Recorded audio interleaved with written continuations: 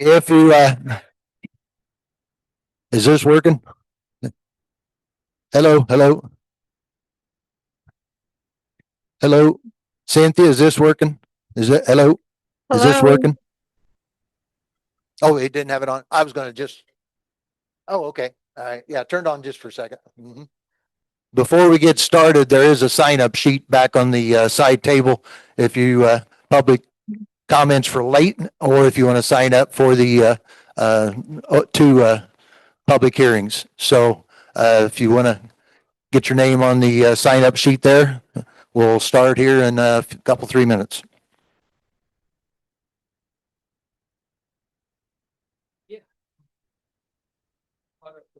Okay, we got 2 sets of minutes to approve.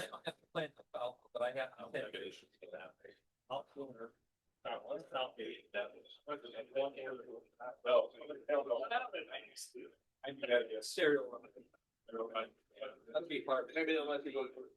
Yeah. Harvest that. This summer, yes. Or I think about the third week of July, second and third week of July. You're going to get a fair time. It's nice.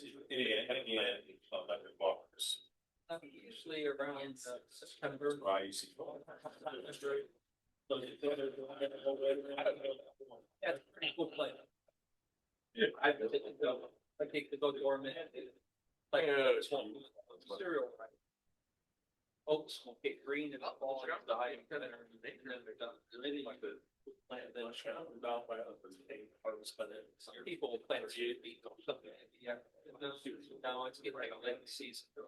By the time you know them, I think it's good for the soil. I just blow the powder back. Yeah, it's small. Some people stick on it. Well, I think everybody's here at 6 o'clock. Let's get started. Okay. Well, Eric Beaver's just coming in, so. Late to his own funeral. Okay, it is 6 o'clock. As I stated, there's a sign up sheet back over onto the side over there. We'll collect that up here in a few minutes. First up, we'll be doing the pledge, but before we do that, Governor made a proclamation last week about EMS week.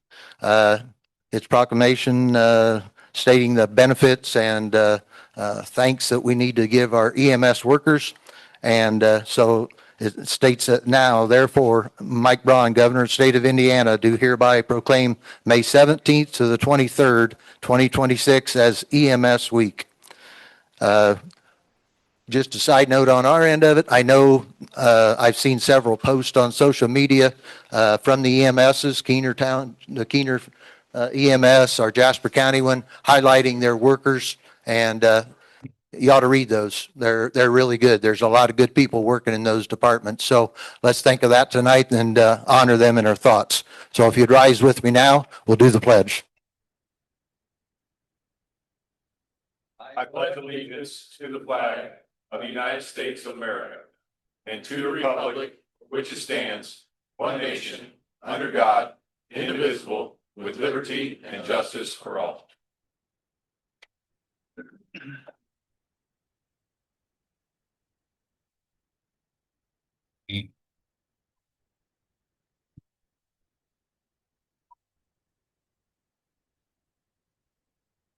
Okay, first up, we have a resolution confirming declaration of an economic revitalization area within Jasper County.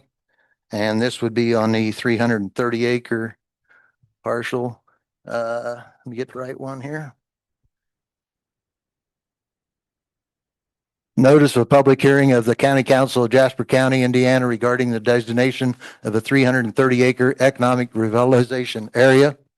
Notice is hereby given that on April 19th, 2026, the County Council of Jasper County, Indiana adopted a resolution declaring an area in the county as an economic revitalization area pursuant to Indiana Code 6-1.1-12.1.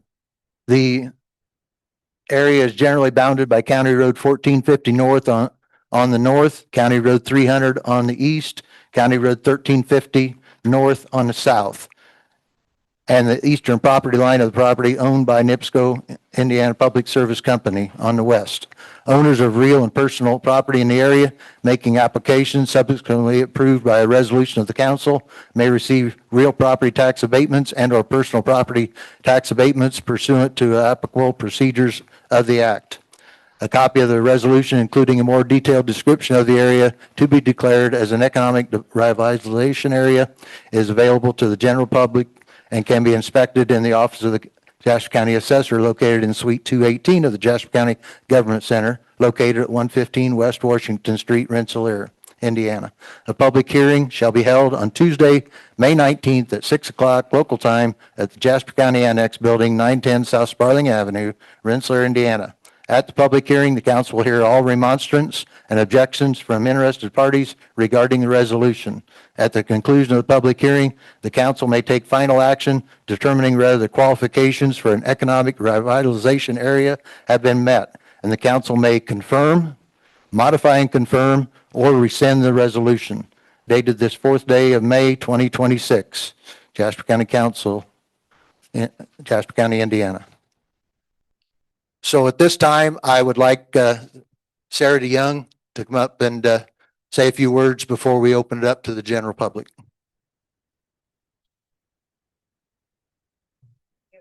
You got to turn, yeah. You got to hold it for a second. Okay, we're there now. Thank you. I'm Sarah DeYoung with Jasper County Economic Development Organization. So as the county's economic development partner, my role is to provide factual content regarding the current condition of the revitalization area and development constraints that support the statutory findings required under Indiana law. So the hearing is not an approval of a development agreement. Those items, if pursued, would come back separately for consideration by council and commissioners. The purpose of these two hearings is to determine whether these areas meet the statutory conditions for designation as ERA based on their present conditions and development characteristics. So the approximately 330-acre parcel area has remained largely undeveloped for decades due to a combination of infrastructure limitations, environmental considerations, and substantial investment required to support modern industrial or commercial development. The site currently lacks sanitary sewer infrastructure and has limited water infrastructure capacity. Significant drainage, utility, transportation, and access improvements would be necessary before a large-scale development could reasonably occur. Historically, the property has not experienced significant industrial or commercial investment and has remained a low-intensity use with limited site improvements and minimal contribution to the county's broader economic development goals. So under Indiana statute, these conditions support the finding that the area has experienced a lack of normal development due to infrastructure constraints and other factors.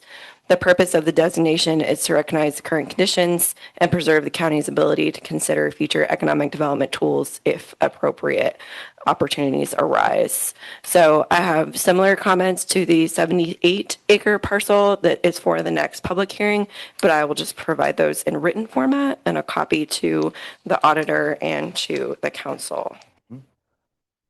And that's all I have for you. Okay.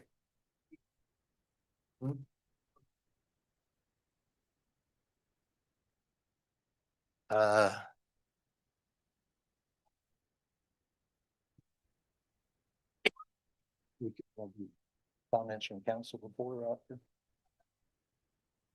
You feel like you want some. After?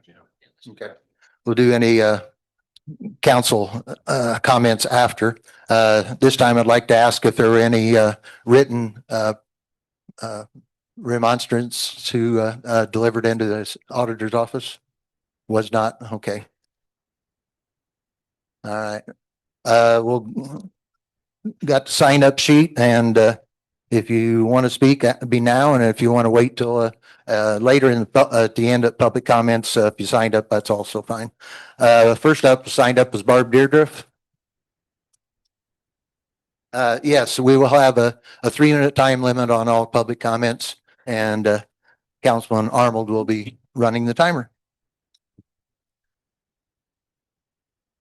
I think you're on. You're on.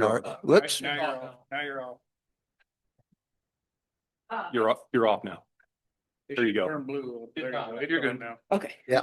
I'm speaking against both of the ERAs for tonight.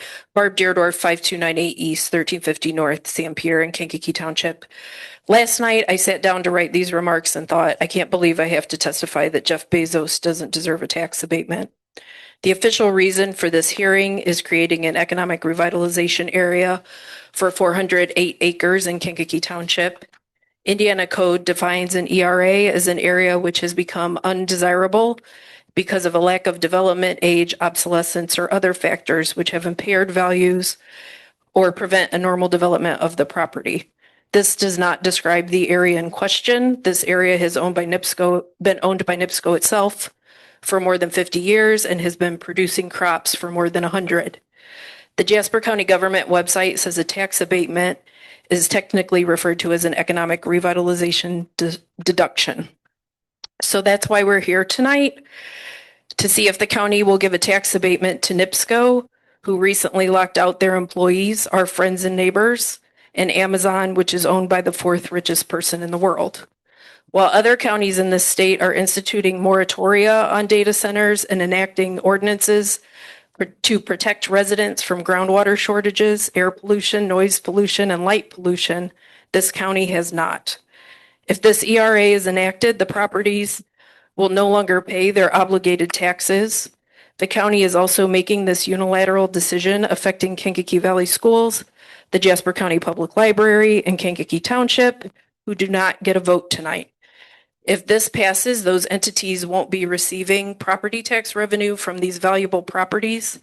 As justification, we might hear that the county will make a deal with NIPSCO and Bezos for extra money, but make no mistake, our school, library, and township will only receive the revenue the county decides to give them. While you and I dutifully pay our taxes, NIPSCO and Bezos will not. Who wins in this scenario? It's certainly not our local community. The County Plan Commission understood that when they voted twice against rezoning NIPSCO's parcels. NIPSCO currently owns and leases a whopping 39% of Kankakee Township. And now this ERA would mean that the township won't necessarily benefit economically from what has been forced upon us. Who will pay for Kankakee Township to install municipal water when our wells run dry? Who will refund the lost value of our properties when the air, noise, and light pollution are unabated, like we've seen with other Amazon data centers, and because no one cared enough to pause or put proper ordinances in place? I know this may be a tough decision if you don't live near the property. I ask you to stand with the people of this county and not the billionaires. Please vote no on this ERA. Thank you, Barb. Next up, we have Becky Deardorff signed up.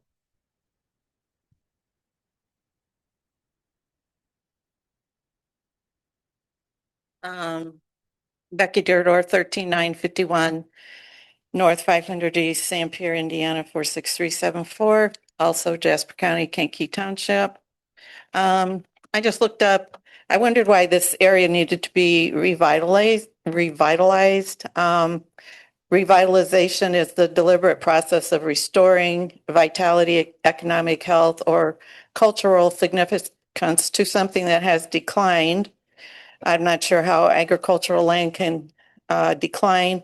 And under federal resources, it says the U.S. Environmental Protection Agency, EPA Land Revitalization Program, helps local municipalities turn idle, it's not idle, or contaminated properties back into thriving, safe, and sustainable community assets. So the 330 acres that you're currently talking about has been farmed for a very long time, and probably at least the last 12 years, just my husband and I farmed that.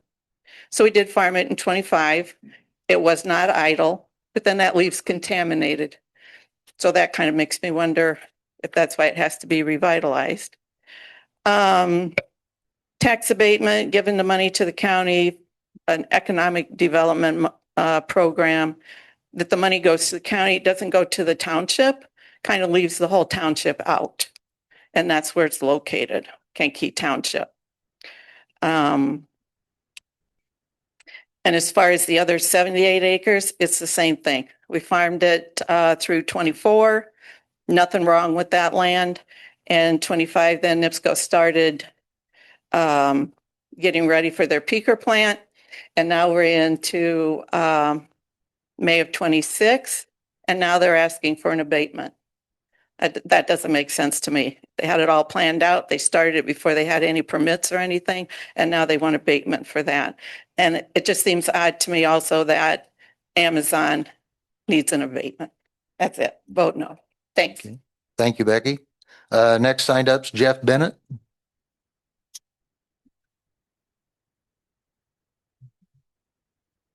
Good evening. Good evening. I'm an attorney with the Denton's Law Firm. I'm here representing Amazon in this matter, and they have asked me to say a few words which are along the same lines as what Sarah said, focusing on the property itself and why it is in need of the special help of an ERA in order to be redeveloped.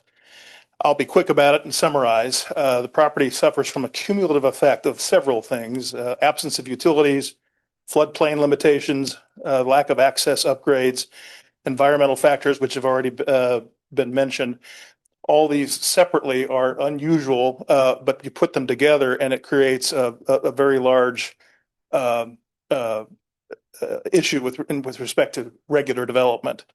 With respect to utility baseline, significant extensions of related systems would be required before the site to function as a developed facility. There are also floodplain constraints that will require far beyond normal grading that would be typically involved. And that's due to federal, state, and local floodplain regulations. With respect to the environmental issues, the site is the subject of an environmental restrictive covenant, which places regulatory requirements on all aspects of development.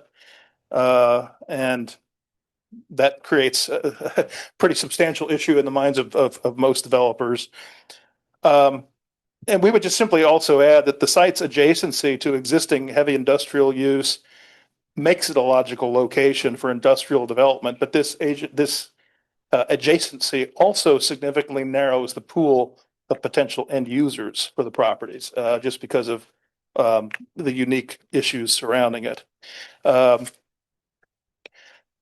line, we would simply put that the wording of the statute that talks about whether the site has been rendered, and I quote the statute, undesirable for normal development within the meaning of that statute, we would submit that describes this property to a T, and this is exactly the kind of property that the ERA statute was intended for.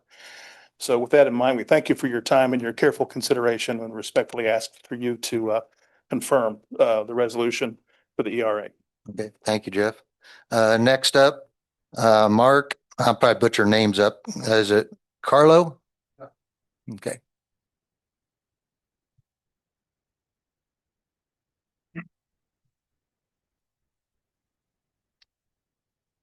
Good evening. My name is Mark Carlo. I live at 45 South Wolf in Wheatfield, Indiana.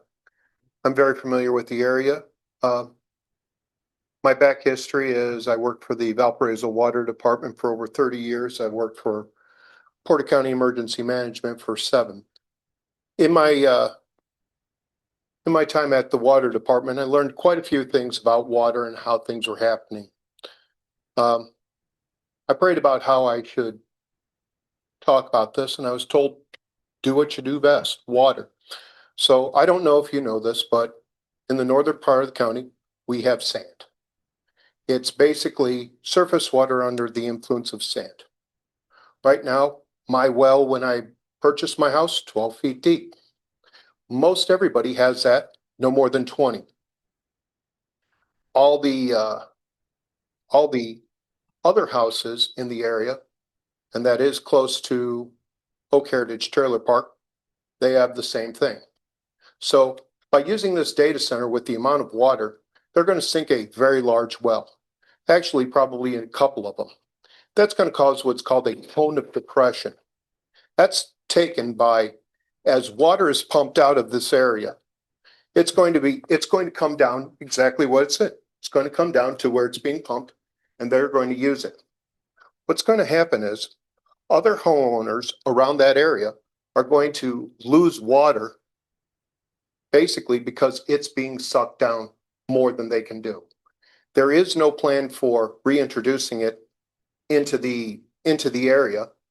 Obviously, you can't do that by evaporation because as the condensers go ahead and loft up the heat, it's going to just go into the atmosphere.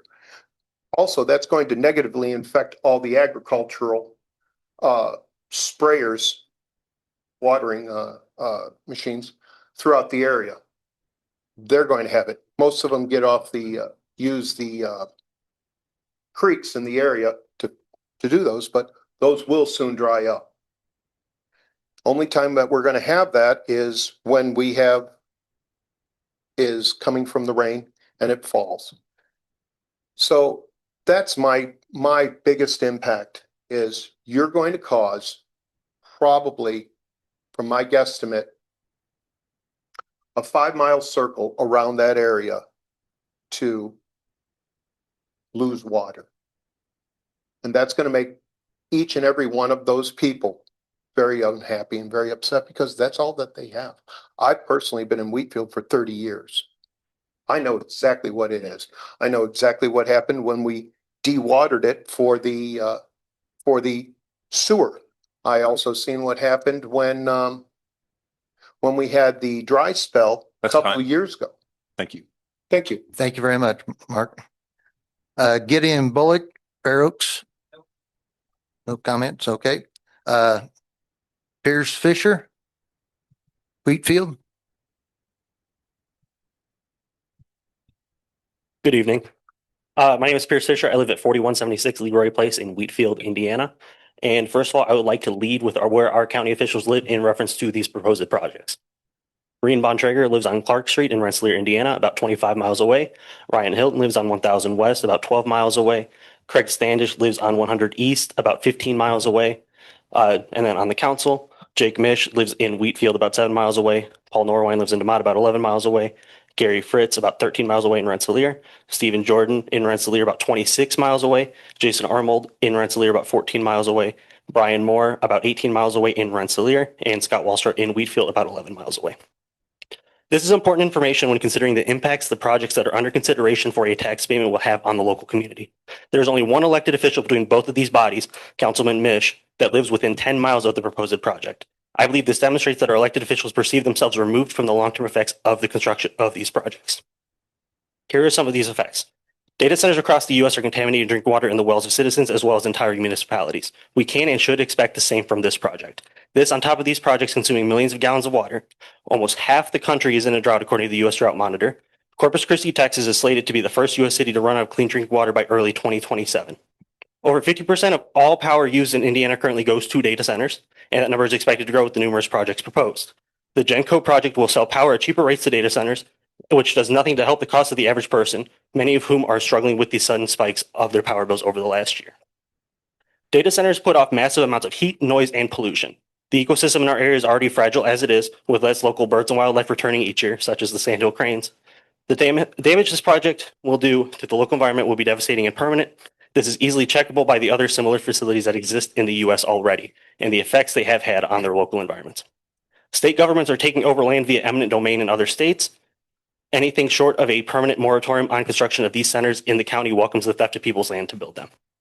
Speaking more to the local ecological, and environmental side of things, companies like NIPSCO and Amazon are notorious polluters, and our state has no meaningful requirement to hold them accountable. This last legislative session, a bill was passed that made it optional for the Indiana Department of Environmental Management, commonly known as IDEM, to enforce environmental laws, making it discretionary on a case-by-case basis. Localities in Indiana also cannot pass environmental protections that are more burdensome than federal regulations. Considering our current administration has exempted many companies from the Clean Air Act, repealed the endangerment finding that said pollution is a threat to human life, rolled back limits that required coal-fired power plants to prevent the release of toxic heavy metals into streams and rivers through polluted groundwater, and just yesterday announced that they are working to repeal limits on cancer-causing forever chemicals in drinking water. We can see the obvious lack of accountability that will come with welcoming this project.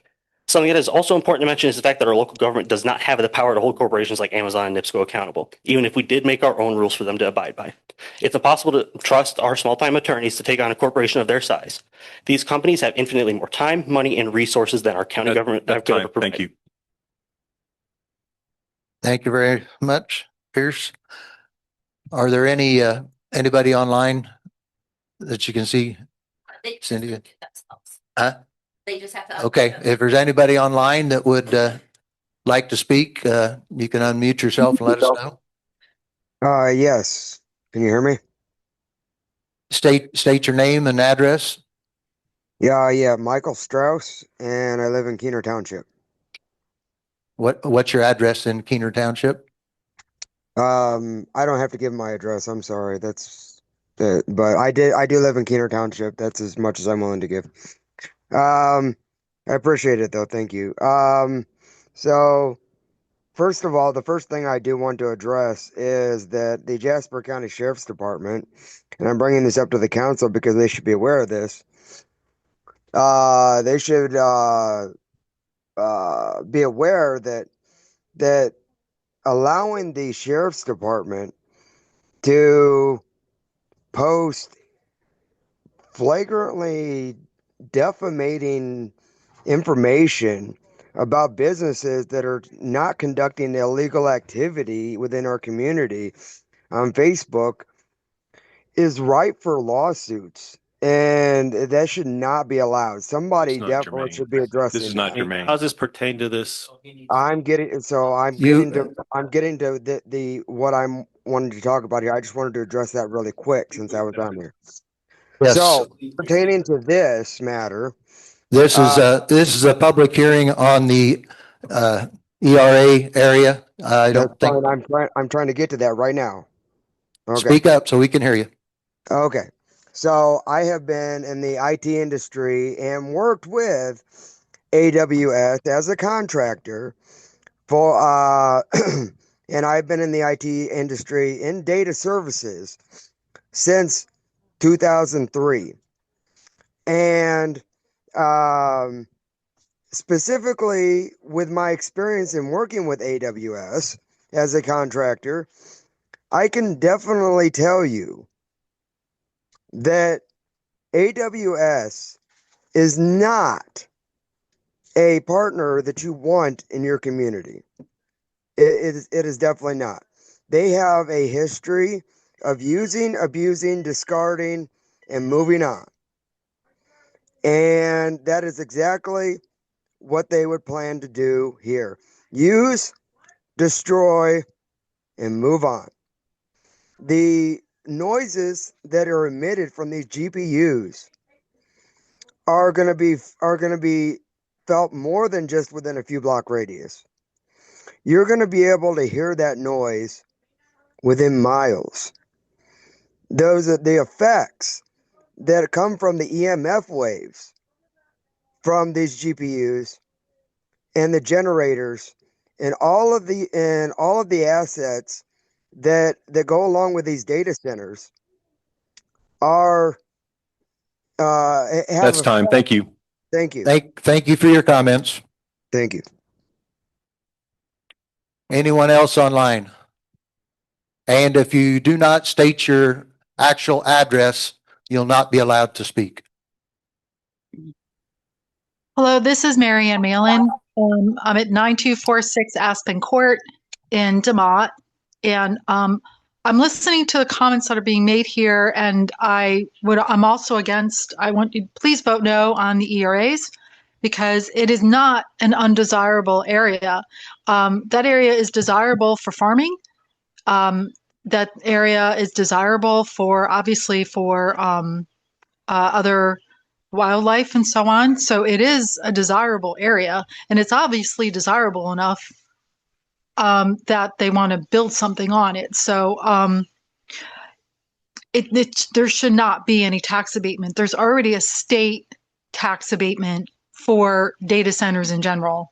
And I mean, making it sound like they're doing us a favor by having this data center that people really don't want.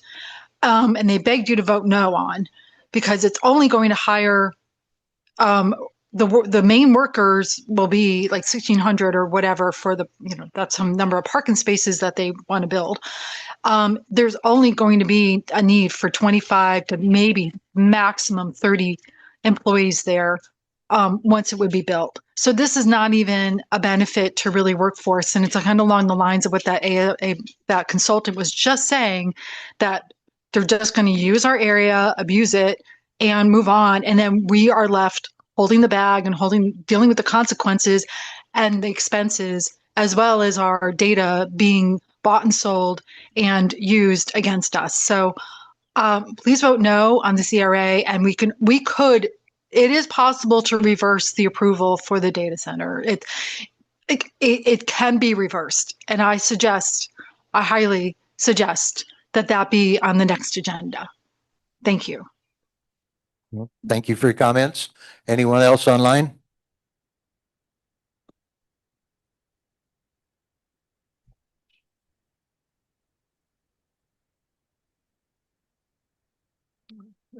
We can close comments before we do that. Anyone else that didn't get signed up, we'll want to give you all the opportunity. State your name, address. Brett Malin, BRETT MAHLEN 9246 Aspen Court in DeMott. Certainly want to piggyback on everything that has been said, or most of what's been said. It's been very good and very helpful. I want to take just a different tact for what I have to say. I function fully as a minister of the gospel, a minister of word and sacrament. My primary work is in 4 prisons within Illinois and Indiana. Certainly comfortable in those sorts of surroundings, and preach the gospel and seek to bring hope to many, but also to call people to repentance who need to do that. Here's my concern, and my concern for all of you is I can say my wife and I, we bought a house intentionally with well water. We did not want to be on city water at all. My concern is that all of the people who are intentionally, like myself, like us, with well water, if you put a bunch of these data centers in, my fear is that we're going to lose that as a resource. And here's where you come in. If you do vote for this, then you will essentially be guilty of theft as a result of that. And of course, if there are health issues, which many people have reported, and I think their testimonies are right, health issues as a result of data centers being put in, or issues having to do with the water, then not only will you be guilty of theft, but I would worry that you'd be guilty of damaging people and even approaching murder. Of course, not specific murder, but any harm that we do to other people is online with that. So my encouragement to you for your spiritual help and benefit is that you not be found guilty of those commandments. So I have that for you. Just want to encourage you then to vote this down. Also, want to encourage you to be to represent the people of the county. That is what you're elected for. If you primarily represent the interests of big businesses, the extremely wealthy, that sort, then you cease to be our representatives. And if that happens, then it seems to me the honorable thing to do is to honorably step down. Okay, thank you. Any other comments? Come on up. Folks, Frank Newton, 12192 West Staubbaum Lane, Wheatfield, Indiana. What I'd like to see you guys do is maybe table a vote for a few weeks.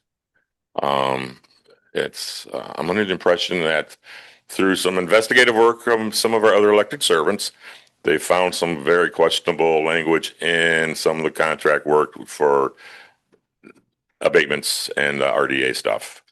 And they're pretty nice. They found that and spoke up and said, no, we're not going to do anything until we investigate further. So I think maybe we should wait on a vote on your part until they finish up in a few weeks and present to the public and to you guys the results of what they've come up with. That's why they didn't vote on it yesterday, because there are some questions that through their effort they didn't like in the paperwork. And so you have to applaud them for doing that. And then the last thing, I don't think the results of the water test have been made available to the county yet. I mean, that was in December when they did that. That was 55 grand taxpayer money. Last I was told by talking with some of our other elected servants, they're probably not looking to see the results of the water test back until June and then be able to present it to the public in July. So we might want to wait with any vote and just table it for a few weeks and can see what the commissioners come up with on their investigative portion of what you guys are considering here tonight. So that's all I got. You guys have a good night. Thank you. Yep, come on up.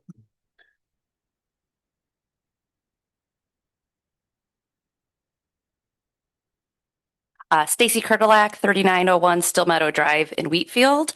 I just wanted to talk about how this is affecting all of our most precious resources in our area, our land, our water, and our kids. My concern greatly lies with the tax abatement issue with the school corporation. I am a teacher. I teach here in Rensselaer, but I am a resident, in the northern part of the county. Education has taken so many financial hits. And to see something like this, again, be given to millionaires, billionaires, trillionaires, it's a sad state when we're willing to sell everything off. And so that is one of my biggest concerns, is that we're struggling in our schools. And I don't see a way out of that if we continue to give abatements to corporations that come here. Thank you. Thank you. Yes, I work part-time for the school system. Yes. Thank you. Anyone else in person that would like to speak? I want to give everybody an opportunity.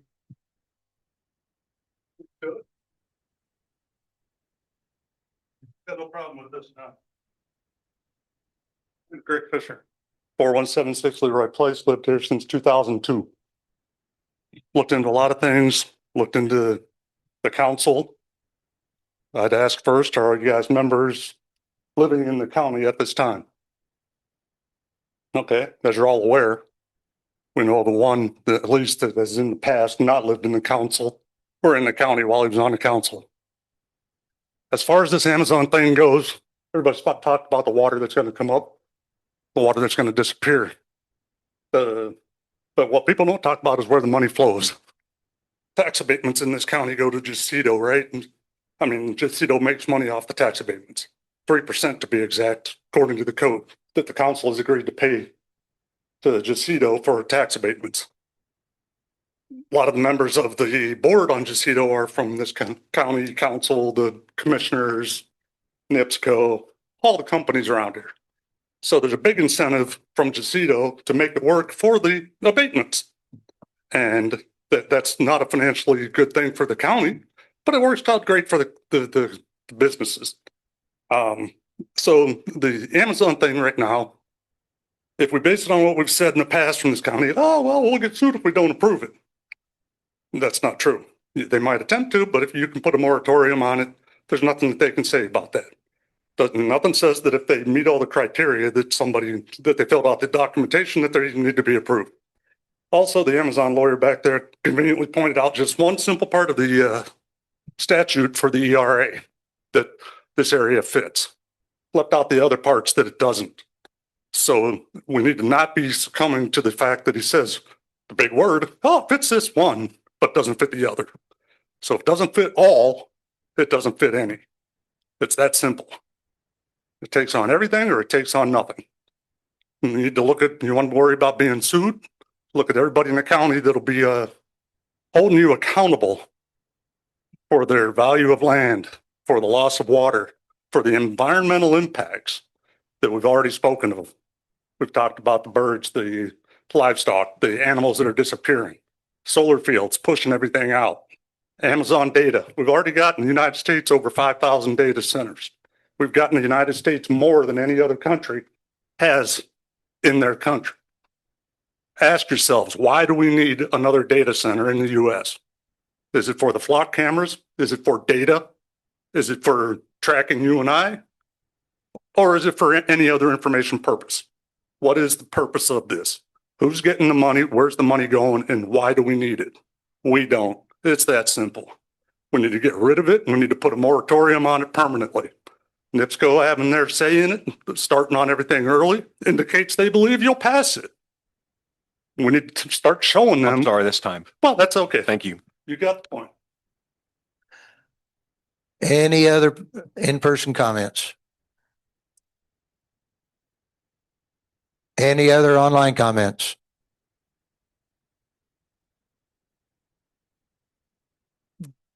Okay, we will now close the public hearing on the resolution on the 330 acres. We would bring it back up to the council for comments.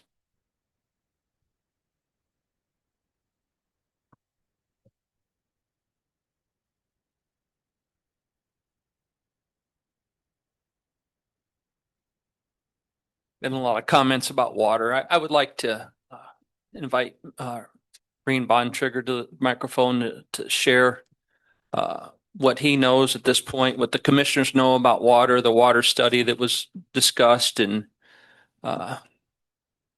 just kind of address that issue. Would you, Reen, please? Thank you. Sure. And Craig and Ryan are here as well. They're all welcome to speak if I miss anything. Once again, I'm grateful for all the comments from the public. Thank you for your due diligence here. One of the primary commitments that we asked to even consider a project like this was water. And the primary consideration that they were going to use NIPSCO's current infrastructure for the main use of this without having to add any additional draw from the ground or the river was paramount. I think that if there was a situation of having to drill wells for this, then we wouldn't be having the conversation we're having currently. So that was first and foremost at the forefront of our thinking. We are doing a water management study. It hasn't been approved yet, but that's dealing with the aquifers in the county.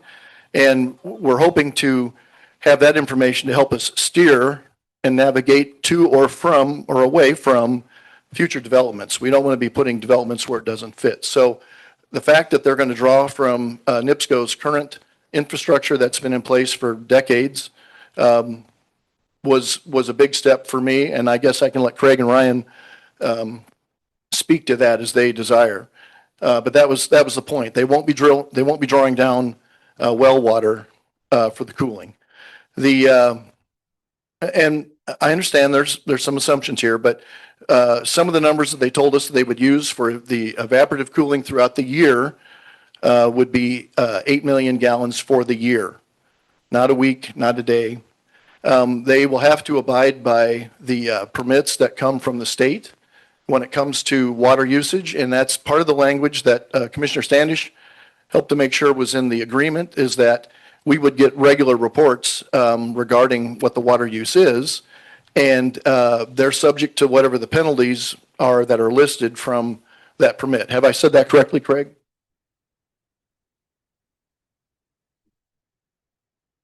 Right. Because would affect NIPSCO and Amazon. Right. So that's has been at the forefront of my thinking and my concern this whole time, is we don't want to put something in that would be detrimental to that regard. And so I agree with the public comments in regards to that. One of the other things that we have been working hard, I've been taken to task, and to a fair point, that at times people feel that the areas up in Wheatfield, Walker, Kankakee Townships have been overlooked and underserved. And one of the primary tenets of the agreement is to make sure that we're able to procure municipal water for the town of Wheatfield. I mean, that's 25% of our towns, 1/4, we have 4 towns. We're going to be able to secure funding from this project for that town to get municipal water so that they can develop and help their downtown revitalization. So that's one of the things that we're been pushing hard to get for the area. And so that's two of the main points that were at the forefront of our concerns as we've gone forward. And my understanding is if you approve the ERA tonight, that's not approving an abatement or anything beyond being able to continue to have the discussion. So that's where it is. I understand it's a difficult conversation and prospect to have. And some of you guys who took the trip with us last year to New Carlisle, I remember driving home from that meeting thinking, yeah, we may have to deal with this in a couple of years. And here it was a few months later, and we're dealing with this topic. Once again, I think it's an area that if there is an area in the county, that it's probably it. In my opinion, and my position has not changed, that there would be one and done as far as long as I'm in any position to influence that in the county. We do have some of a lot of things in the county, and my intention is, as long as I'm involved in the process, to make sure it stays that way, that we don't get overrun by any one particular type of thing, except our main thing, which is ag, of course. And we are willing to try to continue and maintain and support that. So is it a vigorous topic to debate? Absolutely. Do we have budget and financial issues to talk about? You all know it better than I do. You're the council, you're the fiscal body. So we have a lot of issues to look at as we try to make decisions that help keep the county, viable, fiscally sound. I'm proud to say that I've been a part of this team that has kept the county debt-free. And the longer we can pursue that, that's a good priority. So anything else that Thank you, Reen. My only comment would be, you address the water situation with Wheatfield and what could be provided, but also they've just worked on their sewer plant and have a bond out there, and this could wipe out that debt for them also if the way things are written. Also, the comment was made about schools. There is provisions in there for dollars to go to all the area schools within the county. There's provisions in there that also would benefit the EMS services, the sheriff's departments and the fire departments within the county. There's a lot of different areas that would be benefited from this, from the dollars coming in. We had public comments. Let us have a chance. So any other council members?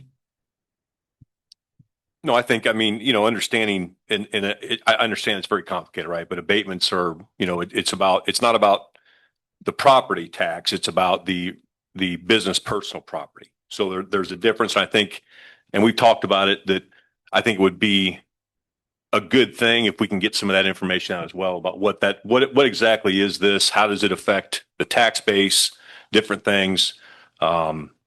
But to Steve's point, and to Reen, thank you, Reen. I think getting the truth out there is important, and let people make their own decision based on that. Any other comments? I'd like to make a comment. I think I had extra time left I didn't quite take my 3 minutes. We've closed public comments. I'm sorry. We've closed public comments. I don't know how much time you had left, but okay, we're on past that. But that explains why Baker Tilly is on the line right now with the municipal I'm sorry, water. but we have closed public comments. We have closed public comments. Officially, they are closed. We'll run the meeting. There's no more public comments. We're moved on.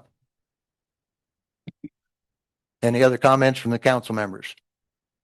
We've got 3 options: confirm, modify and confirm, or rescind the resolution. Any discussion on that or a motion to address it?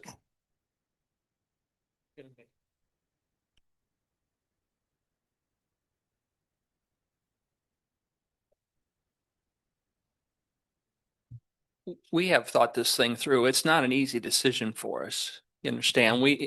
This has been a process we've been going through for a while to get to this point. I will read one line of this. I'll read one line in the resolution. Whereas the county council of the county further recognizes that it is in the best interest of the county to provide incentives to stimulate investment within the county.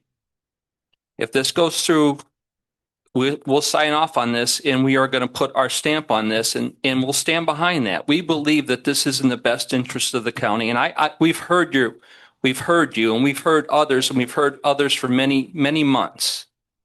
But we really believe it's in the best interest of our county to have some management of these funds as they come through the county. Okay, so if we allowed this to roll through our normal tax situation, it would be not a good situation.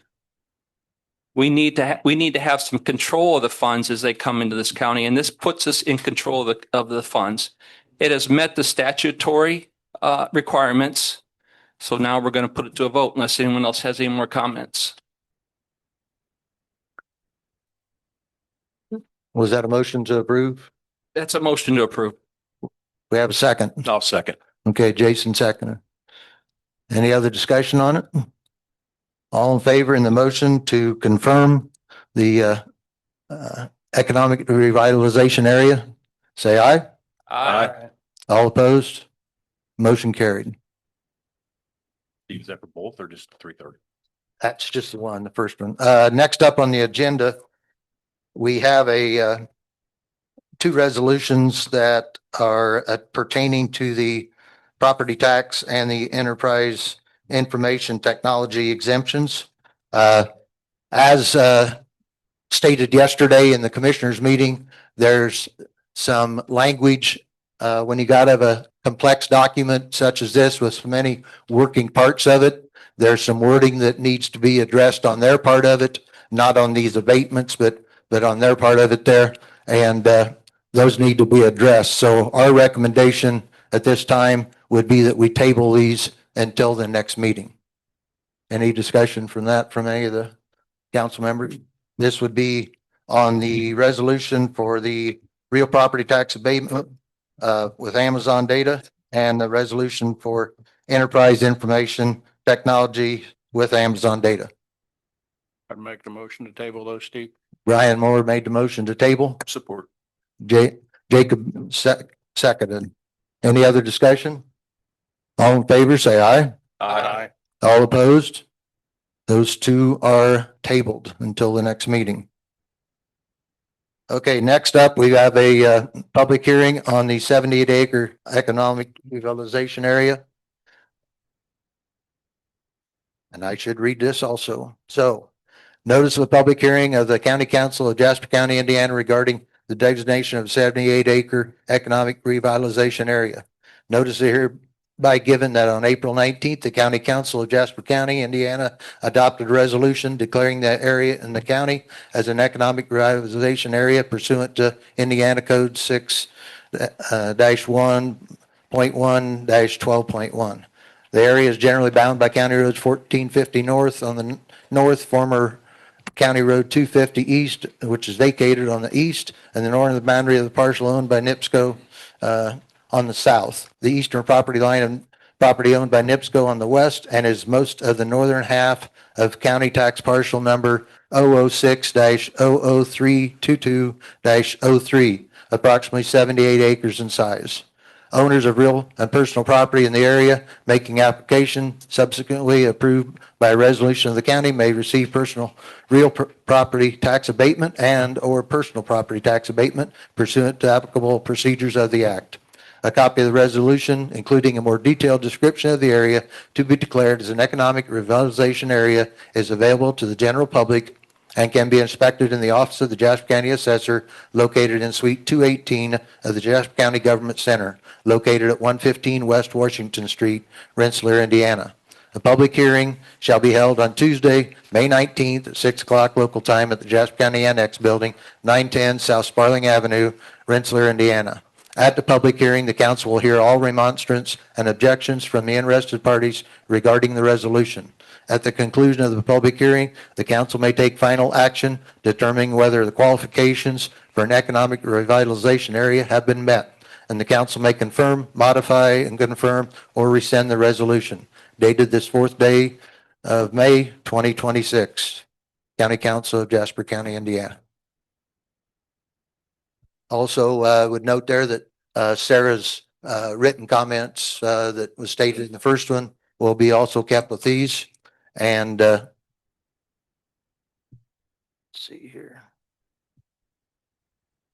And also we'll open this for public comments. If we'll limit to 3 minutes at this time. Yeah. At this time, we would open it up to any of the general public that's in person that would like to speak.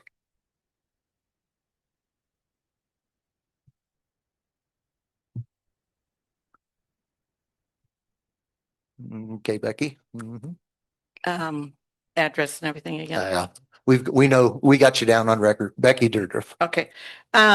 Same thing I said before, especially this one. All this property was supposed to stay as a buffer from the NIPSCO main plant and was supposed to stay agriculture forever. It was in the agreement back in the early 70s. Again, I don't know, like the small one, we farmed that in 24. In spring of 25, they started working that area for their peaker plant. No permits, no rezoning, no nothing.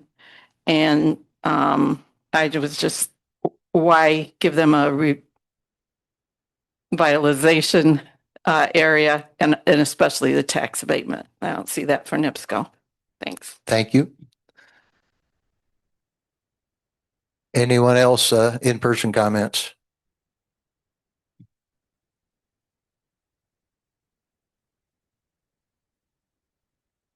Yeah.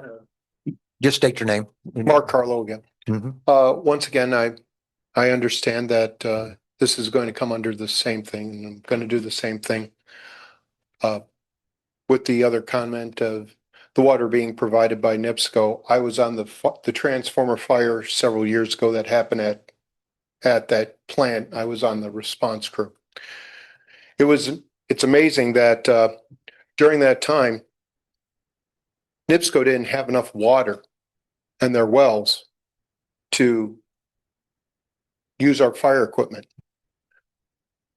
I kind of find it hard to believe that they're going to have enough water to provide this data center, unless they're going to use their ponds, which are the large ones, hazardous material, which also brings into mind that the Teflon, PFAS, which is something that should show up in the water test, that doesn't ever come out. And that all of the area around NIPSCO, because I worked there as a contractor too, to do some PFAS removing, has that in it. So as that, once again, that drawdown that I told you, that cone, that's going to move things more towards people's houses. As it goes, it's going to take everything with it. That's all I've got to say. Okay, thank you.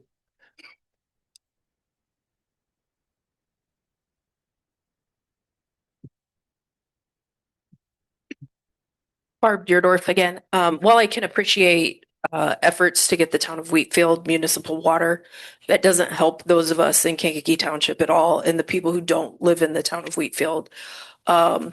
Those of us who live closest to NIPSCO, most of us live in Kankakee Township.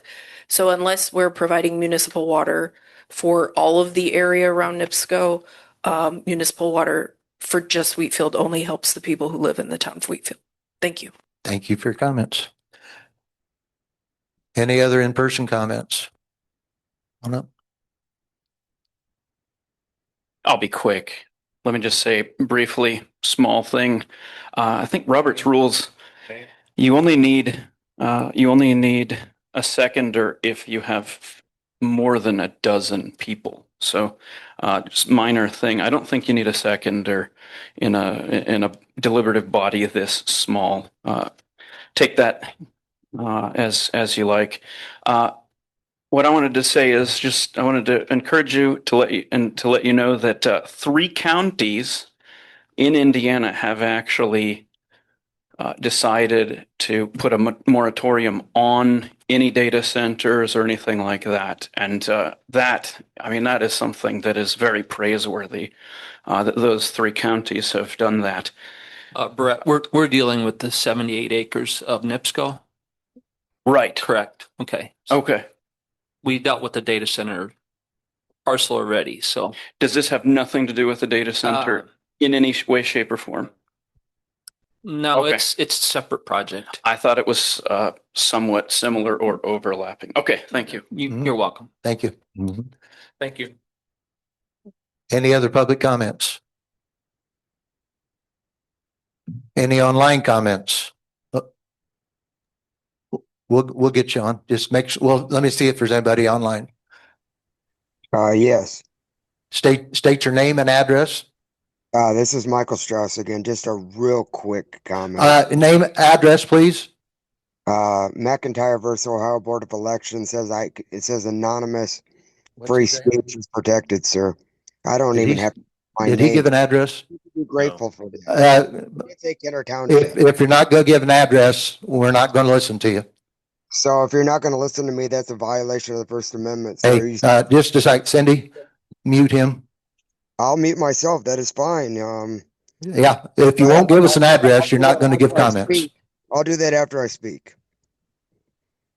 Okay, so I guess if you want to mute.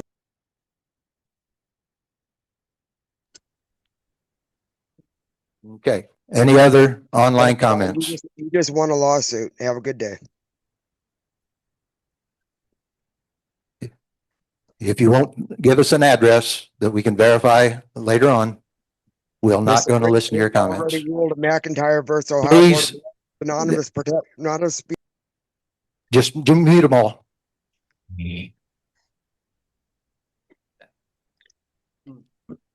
Are you muting all of Zoom?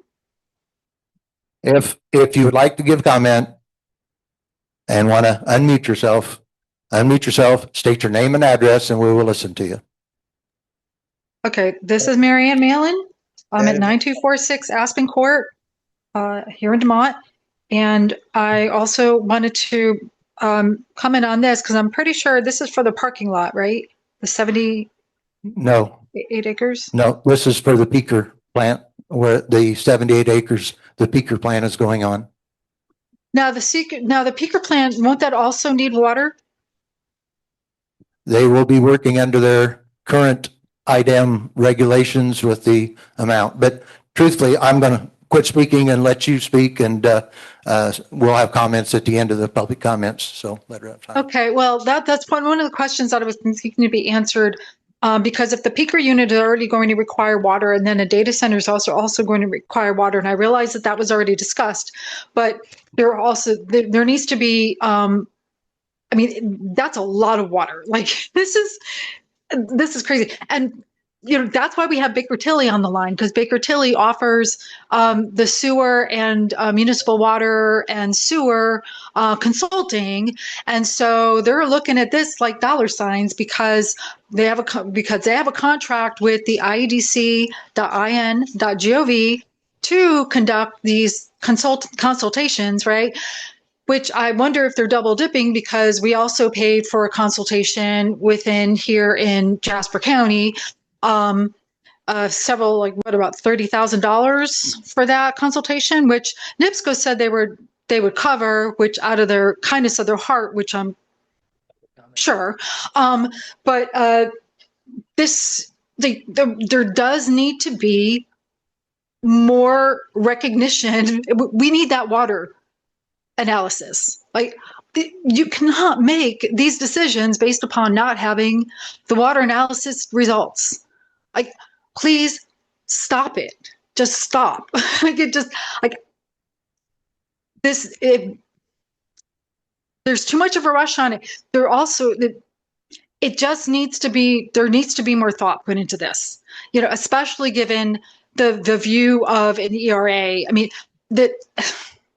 The fact that like saying that it's not desirable as though it's like blighted or whatever it's just not true. And there are just so many untruths that are being said in order to reach a certain decision that wants to be reached that seeks to be justification for a decision I believe that's already been made, and seeking to justify it through like word salads and coming up with all sorts of excuses that the people who are present there, the actual farmers who farmed that land and got crops out of that, harvested crops out of that land, are saying it is not an undesirable area. So please table this, I beg of you, and please look at all of the facts before we would come to a decision. Thank you. Thank you for your comments. We had someone else in person. Okay, come on up. Thank you for allowing me to speak. I spoke Hey. last time. Oh, I'm sorry, Laura Mendenhall, Address, please. 5248 West 1150 North Wheatfield. Thank you. And my husband and I moved to Wheatfield a few years ago. My family and whole family, extended family is DeMott and Rensselaer. So for us, it was kind of a dream to move back home. And we did live in Highland, and I have relatively severe asthma. I think I mentioned that last time that I spoke. And of course, like everybody, I'm worried about the water. I'm worried about a lot of things, but I'm also worried about the air quality. And from what I understand and from what's published, the 6 peaker units will put out a lot of air pollution to the caliber of U.S. Steel. And that's the very thing that we moved further south to get away from. So I have some concerns about that. I would like to encourage you to instill a moratorium just until an environmental impact study can be done with air and water and some of the other concerns that people have voiced. So thank you. Thank you very much. Any other in-person comments? Any other online? Okay. Being none, we will close the public comments. Just to address the water usage just a little, NIPSCO does have a lot of figures down here that they had a paper out yesterday that was at the commissioners meeting. The gas peaker plant is a 400 megawatt gas peaker unit, will generate electricity by using hot gas to spin the turbine and may require a maximum of 0.4 million gallons per day of water.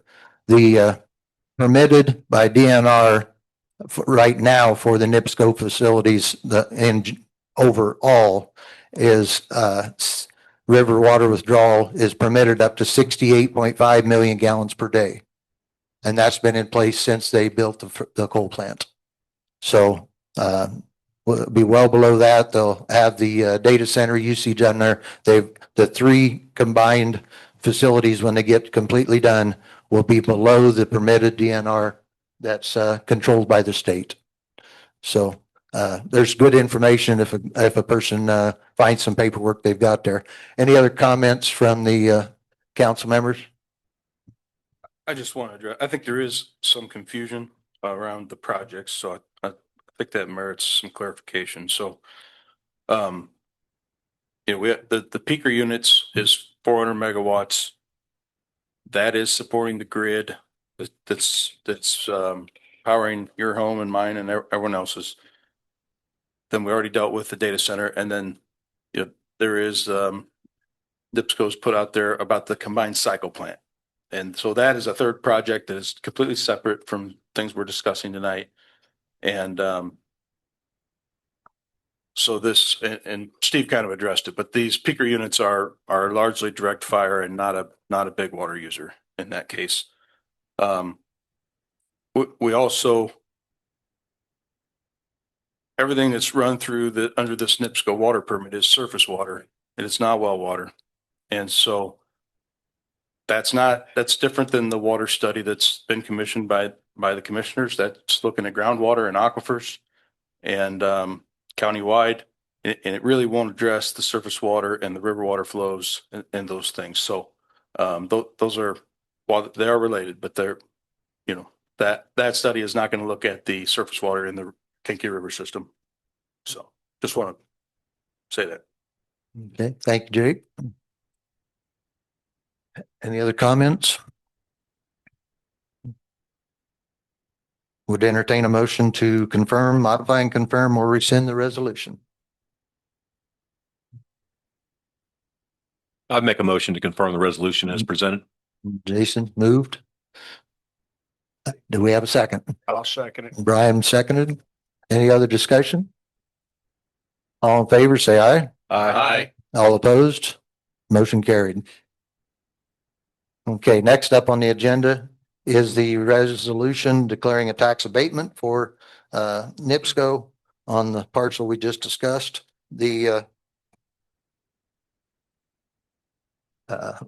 We've got the road use agreement is still being negotiated with the county commissioners.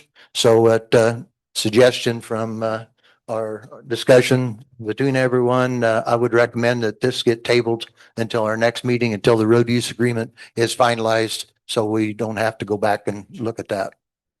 So would entertain a motion to table the abatement for NIPSCO at this time. So moved. Jacob, move. Second. I'll second that. Okay, Paul seconded. Any other discussion on that? All in favor, say aye. Aye. All opposed? Thank you. And I do thank all the public for the good comments and try and run a respectable meeting that we can benefit from. Up next is the minutes from our executive and joint Steve. session. Isn't there two different resolutions there that we were tabling?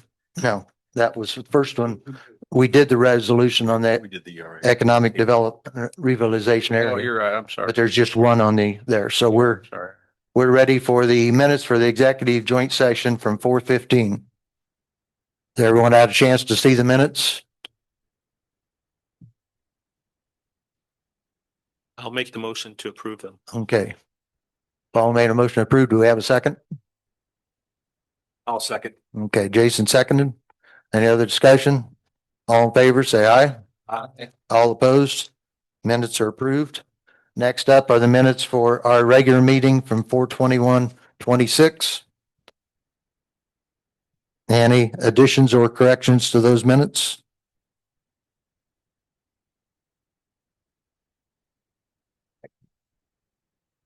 Cindy?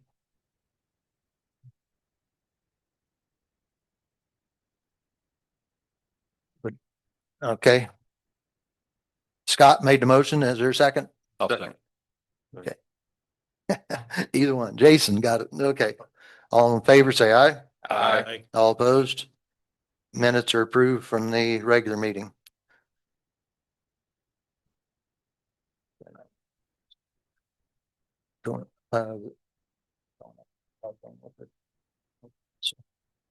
Okay. Up next, Sheriff Pat Williamson and Chief Brandon Napier. Sheriff, we need a breath of fresh air here. Let's go. Mhm. Give us some good news. Well, very short. Just you're not you're not on. I'm not on. There you go. Now you are. Is that better? Yep. Okay. So it'll be very short. Back in January, we talked about updating our security out the jail. It's a big project. We talked about it in phases, and I just wanted to be a reminder that we saw that that we're obviously need to update our first phase, which is just over $100,000, is 15 to 16-year-old controllers and speakers and so on. And we can do this in phases over a period of 2 to 3 years. Each component is pretty much obsolete. They can't get parts for these things. And what they said is if we get hit by lightning, we're kind of stuck. So, which just simply means in our jail, we'll be operating with keys instead of fobs that open doors. So it'll reduce our ability to move in through our jail as our jail would have to. Secondly, cameras and all those things, cabling to run those cameras, the new modern cameras, that's all got to be updated. So we've done a lot of updates. Ryan King has over the years, but still the whole system is an old antique system, and it's going to have to be updated at some point here. So just wanted to bring that. That's the only thing I wanted to remind. Maybe not good news, but just a maintenance thing. And that's all I got for you, unless you have something for me. What did you say the first phase, how much was it? So I think this first one's 108,000. So 105, 166. The second phase is 108. Okay, let's be looking at putting into budget for the first of the year or doing it additional before that time. Well, he suggested we do this before the end of the year, and we have to get this done to get to our second phase of the project. And there'll be a total of 4 phases, and it's $500,000, so it's not cheap, but it's necessary if we want to keep having our security and our recordings and video and also be able to move through the jail. So What kind of numbers do you have in the jail right now? Is it historically high, low, or just? No, we're actually pretty good. We're 81, I think we were today. So, we averaged, with our jail report, I think the average was 73, which is very low. Right before COVID, we were like 79. And so, the courts have kept us, our numbers down instead of being in the hundreds to 110, which is very difficult to manage in a jail setting that maxes out at 120. So we've not been too bad. So, All systems are functioning fine in the jail and well, we have, the only thing is, starting to get warm out. We need to keep it cool, right? the new chiller system's working great. And the only thing we're dealing with is a water softener. So we're getting quotes on replacing the resin and or having a new system installed, maybe a rental, commercial rental. That might be very inexpensive. So doing some due diligence there, but that's, we're always having plumbing issues. So that's just as an old building, you tend to have those. But things are running pretty well. So Good. Sheriff, could you give us kind of an update on the LPRs that were put in place a few years ago?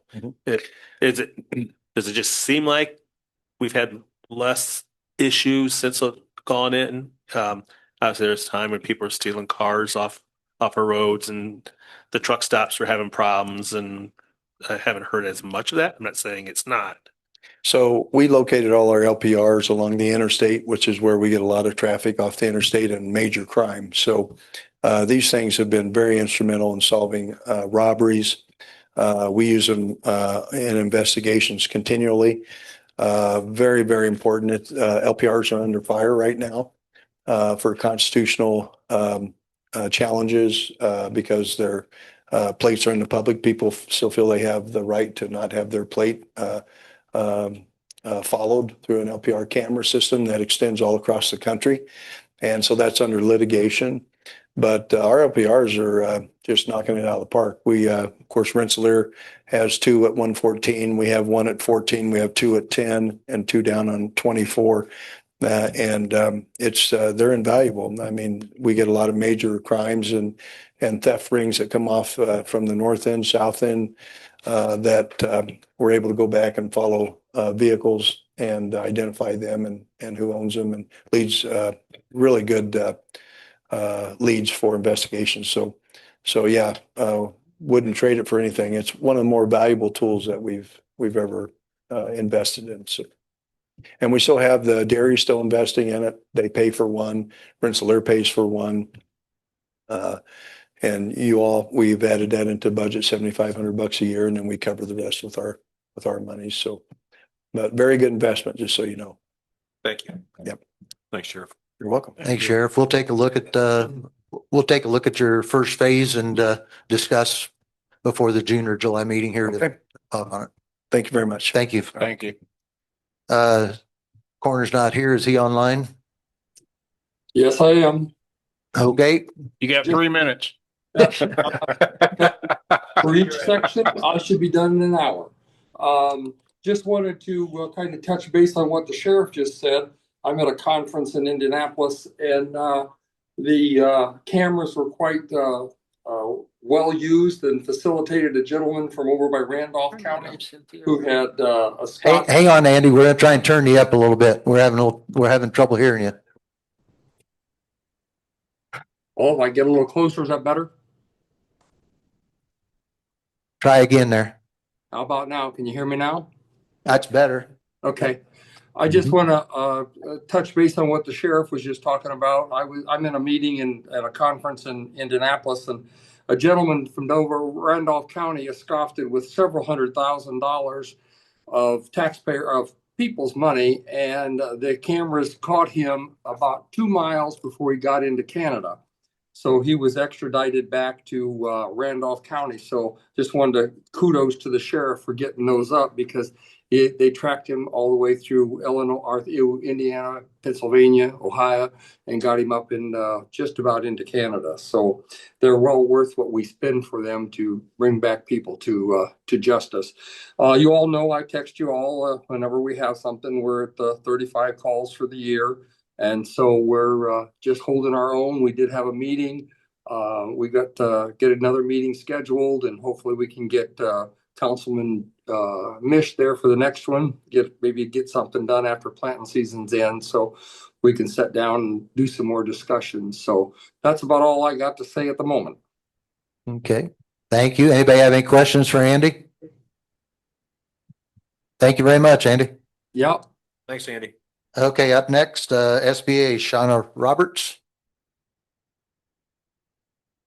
Sean. Good evening.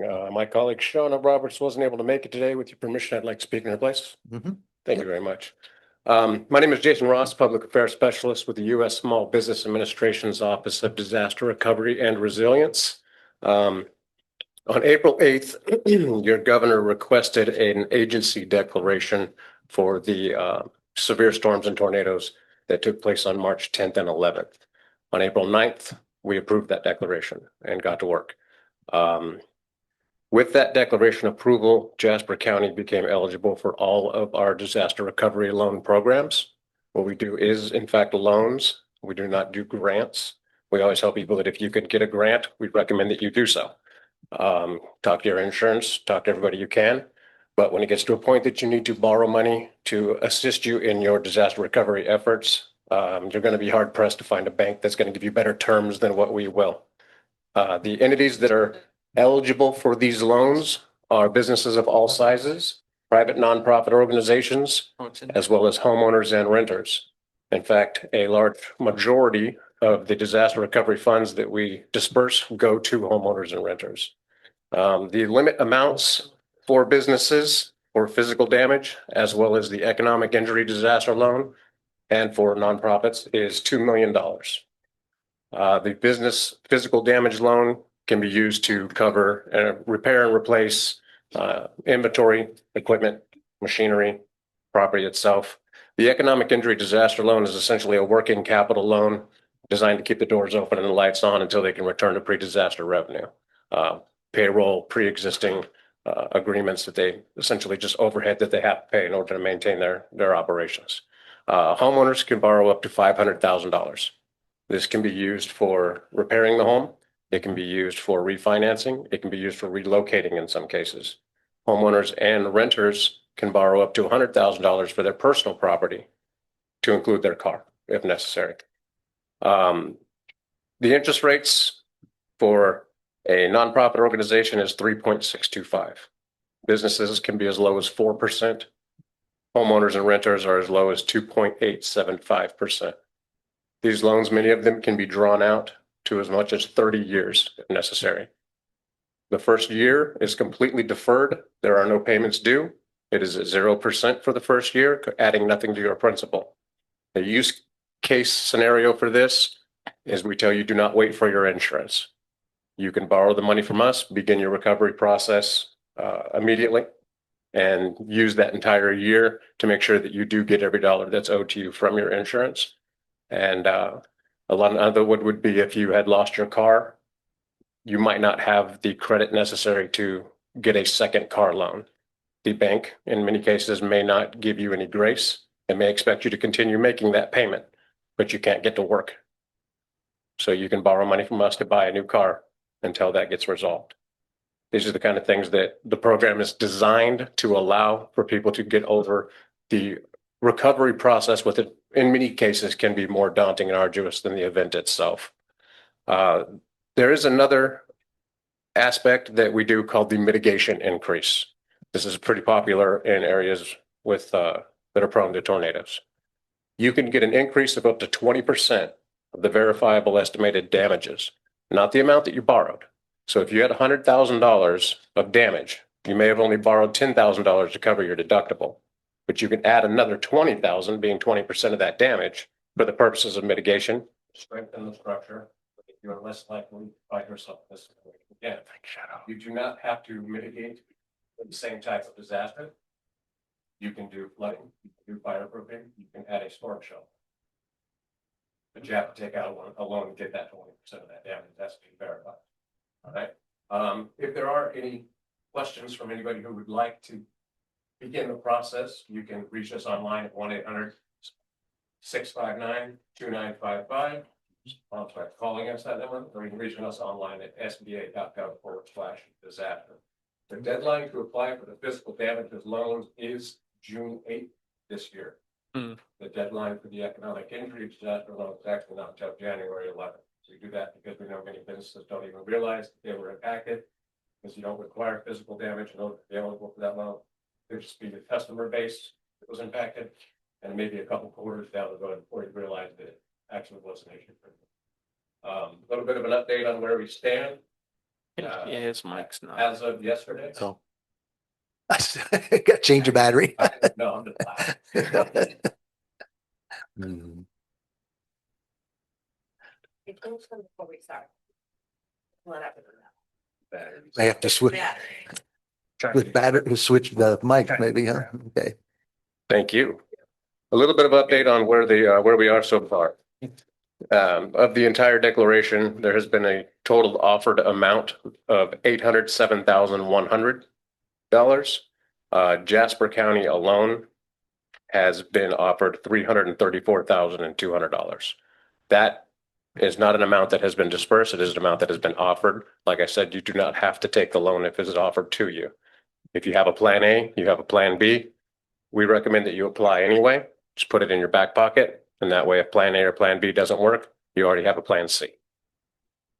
This number will increase. There are still applications that are pending. There is a slight turnaround, usually about 2 weeks.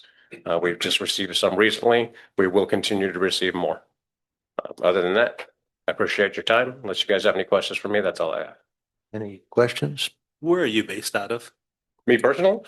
You or Shauna, for our local people to know. We are here in Rensselaer. Okay. Is where we're staying. Yeah. Okay. We have people all over. We're running 9 different counties in Indiana right now. So if you need us, it don't really matter where we are. We like to drive. Okay, We'll get her. Yeah, definitely. I was up there the Sunday after the tornado and helped clean up, and there's sure an area there that I hope that they've taken advantage of all the programs that's out there. The struggle is making sure that they're aware that they're available. And unfortunately, a lot of people don't realize that the Small Business Administration is here for homeowners and renters. Your Jasper Newton County Foundation has been instrumental in making sure that they have direct contact with each of the survivors, and they're doing a very good job at making sure that they all know that this is available to them. And I know our assessor county-wise has tried to reach out to anybody that had a house wiped out and offer the basically take it off the taxes for 1 year until it gets rebuilt. I mean, there's a program that can benefit in those areas if you happen to be in that real major damage area. Yeah. But any other questions? Jason, you guys have been up to town Wheatfield and talked to the folks in town hall there. Yes. Okay. We've been to Wheatfield a lot. We've been to Lake Village a lot. And the contiguous counties that border Jasper and Newton are also eligible for all of our programs, and we have to also make sure that they are aware. But we have spent a primary majority of our focus in Wheatfield and Lake Village. I believe you were up at the wrap up at Wheatfield after the meeting we had up there, I believe, also and talked, I think. The after actions? Yeah. Yes, I was there. Yeah, I was in there that night. So, okay. Any other questions? Thank you. We appreciate it all. Thank you very much. Thank you much. Have a good night. Next on, we'll move with the additional appropriations, animal shelter. You've got a paper in your packet. This would be a additional appropriation from the donation line for equipment, $12,000. I've got a letter here. Oh, there you go. Yep, I'm here. I'm sorry, I didn't look up. I just sent you guys everything that I brought today. I did want to ask to use the donation line to put it into the equipment fund. We had a dumpster that it looked like I heard that. it was just totally ruined. So we went ahead and got a new dumpster, and I did pay for that out of the equipment line. That was $950. I would like to replace with the fund. And then I brought our radios and chest cams up to Ryan and Alex at the sheriff's department, and they said those are like ancient and no good, so there's no fixing them, and I can't piece them back together. So I got some quotes, and I shared with you the price for 2 of each, one for me and one for my other ACO. That would just eliminate us having to call into dispatch on our cell phones. Instead of having the radios that mount into your vehicle, we would be fine with just wearing them. So we don't have to have one of each. You know, just portable radios are good. We don't have to use our cell phones to record and take pictures, and our phones to call into dispatch whenever we're in and out of the county. So that's really all the money that we would need for that. I know it's a lot.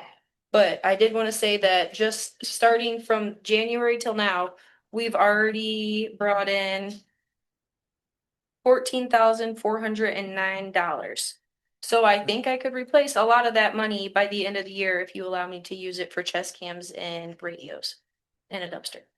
Thank you, Does Kendra. does this meet the criteria for the donation fund? Well, the donation fund is for anything like equipment wise. I think they used it for a vehicle last time. Okay. So it would still be like equipment for the shelter. It would be for building cases, photo neglect, getting those confessions on camera, opposed to me writing a written statement of what people tell me.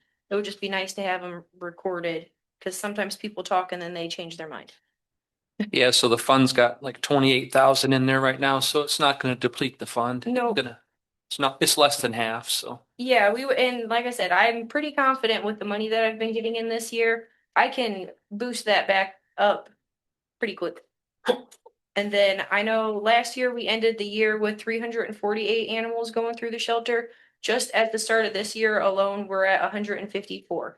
So everything, all the numbers, volunteer time, donations, everything's going up. So I'm confident that I can replace that money quickly, just in case the vehicle breaks. I make a motion to approve. I'll second it. Okay. Gary moved, Scott seconded. Any other discussion on it?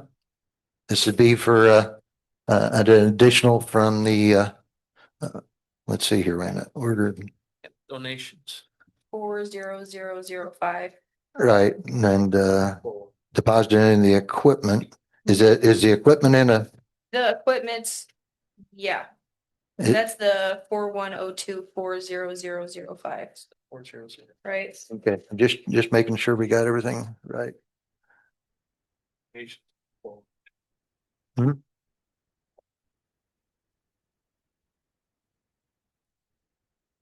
We have the actual additional. Well, that's what I'm wondering if we need we have- to, we do He it. has it right there. Okay. See. Because there'd have to be, The fund is donations animal.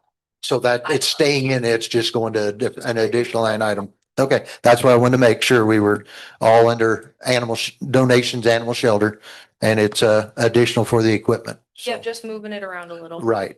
Just want to make sure how Why, we. why wouldn't it be just a transfer then? It- Okay, because it's gone. Yeah. It's all staying in the same Okay, fund, Gotcha. but it's an additional It's in a not, line you're item. not moving it from one line to the other. Right, that's what I was checking on because I want to make sure we were right. So we've got a motion and a second already. Any other discussion? I have one more thing to Yeah. note here. Mhm. I wanted to run it past you guys. I don't know if I got the letter all the way to you. I have a kennel assistant and an ACO. Whenever I replace my kennel assistant, if she, leaves because she has a separate business, would I be able to come back and ask for approval for an additional ACO opposed to a kennel assistant, since the cost is the same? Just change the job title. If you go to change employees, start with the commissioners. Okay. And that's then what I'll do. if there's no monetary change and everything, it won't have to involve us. Okay. So, okay, all in favor of the motion that's on the floor, say aye. Aye. All opposed? Thank you very much. Thank you guys for your time. Mhm. Thank you.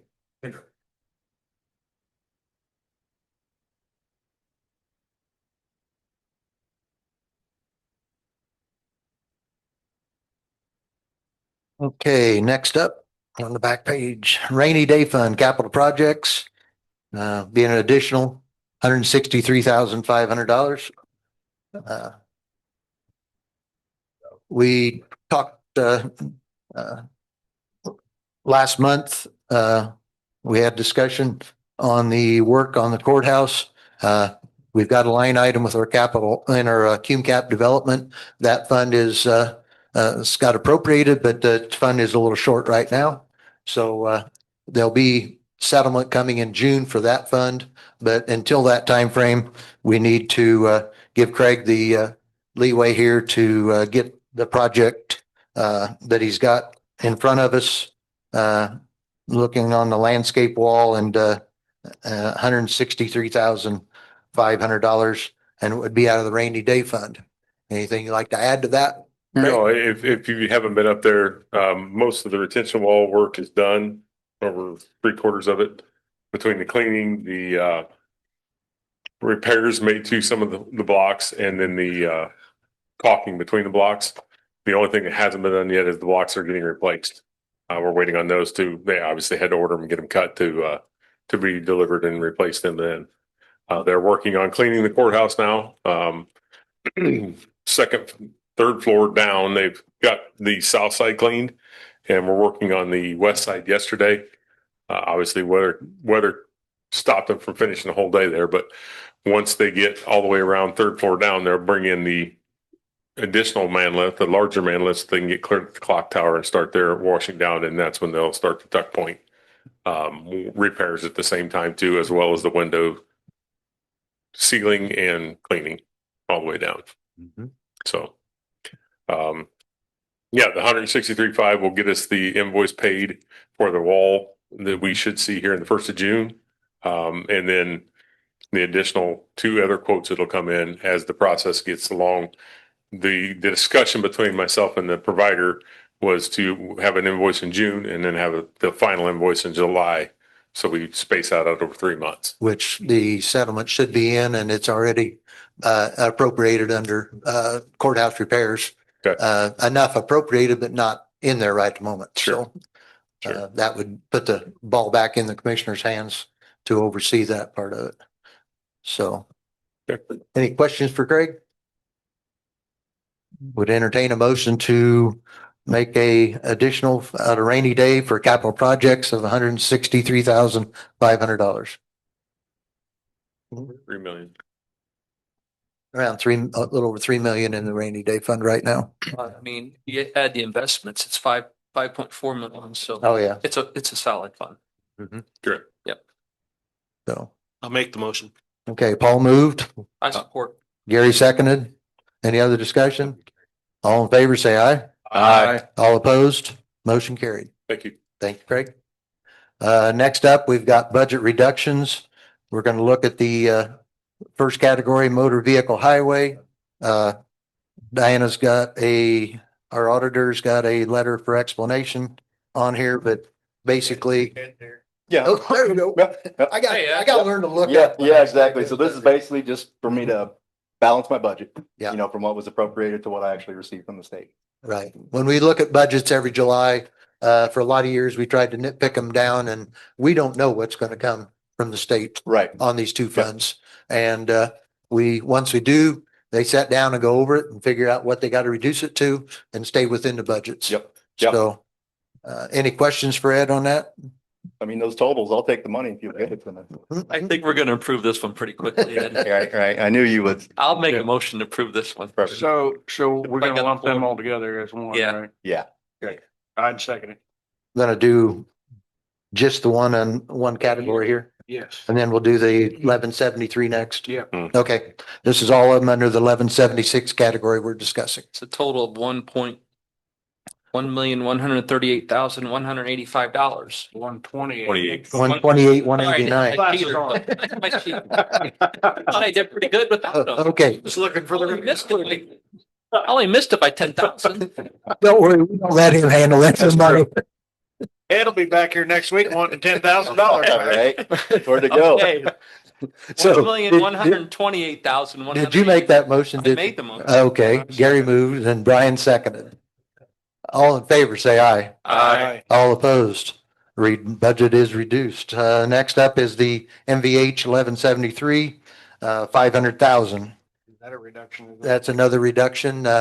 We had that, we addressed that in March and got it approved there, but since then they found out what they're getting. And we will reduce it down to the amount that they'll be using. Make the motions. Ryan moved. I'll second. Jason seconded. Any other discussion? All in favor, say aye. All opposed, motion carried. Thank you. Okay, Thanks, Ed. Thanks, Ed. next up, now I'm gonna look to make sure if anybody walks up to the Yeah, I was podium or gonna say anything here. there's So two of them here. I gotta quick looking up here when I get here. Next up, we've got the lit special purpose reduction from sheriff's cars of 165,000. Explanation on that. Last year at budget time, these were in CUMCAP development. The council wanted to take them out of CUMCAP development and put them into lit public safety. They did take them out of CUMCAP development. They were put into lit public safety, but they were also put into lit special purposes. So once realized, they've paid for the sheriff's cars out of 1170, but 1114 is still out there. So this would reduce down that line item that should not have been put in there to start with. Any discussion on that? Make a motion to approve. The lit special purpose was set up for the jail, correct? Am I correct on that, Rain, years ago? Yeah, and that money is now used for maintenance of any law enforcement facility. We kept the rate with. Correct, yeah. Yeah, So- we did have a bond on that and it took care of the bond and then we kept it on to keep for the upkeep because but in all truthfulness though, there's a payment out of CUMCAP development that we could put over that direction that is going towards your solar panels out there and energy savings of around 300,000. So the two work together on it, but this would reduce it down. Brian made the motion. Brian made the motion. Scott seconded. All in favor, say aye. Aye. All opposed? Budget's reduced on that one. Okay. We do have to sign these two over here when we get done tonight. Everything else has been signed. Other business from the council members. Steve, I would like to make a comment. You'd made a comment about EMS week and the Facebook pages and that, and I'd encourage people to look at those pages. I'm on the EMS board and I learn a lot by looking at that myself. A lot of good information there. Very grateful for what those people do as well as the sheriff's department, fire and everybody else. I've learned a lot about that whole process since I've been involved in that and it's amazing the things that people do and the things they deal with and very grateful for what they do. We've got some very good services here in the county. But I would encourage you to look at their pages. So yes, it's the Jasper County EMS and the Keener. I know haven't seen the other one yet, but my wife read me some stuff off of that, and it's amazing what some of those workers are doing and continue to do on a daily basis. And I think there'll be some people to move on up and do a lot for us within the county. Any other? My farm is south of DeMott and it's a rare day when Keener Township doesn't go out on a call. And I think it was Saturday, they went on 3 calls just to the south of DeMott. I don't know where else they're going, but south of DeMott. A lot of that's the interstate stuff and that nature. Anything else? I'd just like to get another shameless plug for our July 4th 250 celebration. It is really shaping up to be really spectacular. A lot of involvement from around the county, a lot of people coming out. There's going to be a 5K race. There's things for kids. So I just want to encourage everybody in recognition of this great country and our 250th anniversary. Come out July 4th to the fairgrounds in Jasper County and have a good time. Is that when you and Brian are racing in the 5K? They asked me to get in that 5K. No way. I think the commissioners were challenging. Just throwing like a bike council, I ride or think, something but, like that. Like a bike ride. Bring your bike down and we'll go ride. No, You around. bike ride in there. I This running think stuff isn't for knee replacement people like me and Steve. I think there was actually a meeting tonight of the committee, I think. There was, I think. Okay, so any other things from the council members? Well, first I got a public comments in person or Zoom. Claude? I just got a couple right for Just state your name and address, so we got. 809 East Thompson. Mhm. Just a couple things I want to add about the data center thing is power congestion. I worked at the power plant here in town 40 years, and all of our generation was done because with all the wind turbines gone in and all the solar, it causes congestion at all the substations. And then their power can't get through because it's what you call too much power. And the substations can't handle that. And another thing I want to bring up is there a reason why the commissioners' meetings are in the morning and not the evening? Well, one reason is that the county workers are, a lot of them attend that meeting and it's during their work hours and it's the time that the commissioners set. So it's been that way for a lot of I years. know it's been that way for a lot of years, but I mean, it's an elected position. The people that elect you want to be able to talk to you. Mhm. And in the morning, people can't make it. I mean, I still can't make it. Mhm. So I got a part-time job. I mean, I try to get all the council meetings, but Mhm. you know, some of the things that happen in council meetings, commissioners meetings, like the NDAs. When I found out about that, I went sick. No elected official should ever sign a non-disclosure agreement. Yep. I mean, that's just the way it should be. That just throws all kinds of red flags about transparency and all the above. When you're elected into office, you're supposed to represent people, not private business. I had a real big problem with that. NDA should not be allowed for elected officials. That's all I got to say. I appreciate it. Any other public comment? Would entertain that motion, Scott. Motion to adjourn. Second, Yep. Brian, all in favor, say aye. Aye. All opposed, meeting adjourned. Was everything signed? Yes. Was that okay? I used one of the copies I had for for both the economic development.